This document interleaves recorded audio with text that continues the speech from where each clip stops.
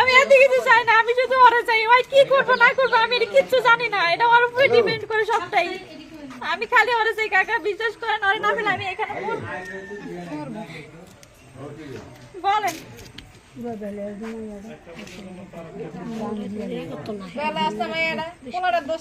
না না আমি বাড়িতে যাবো না,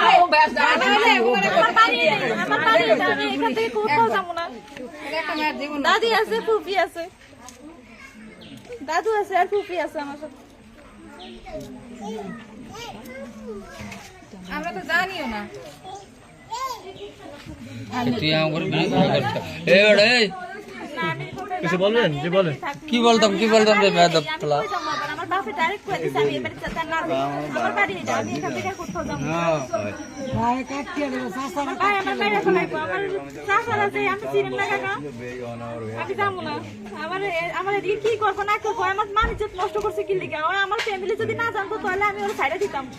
ওই বিয়ে করছে এটা আমার কইতো, আমি আজকে এখানে আইতাম না। আমার বলে না কেন জানার বাচ্চায় আবার দেখা করব। ওই আমার ওই কিছু তো পরে 16 তারিখে দেখা করব মাদার চোতে।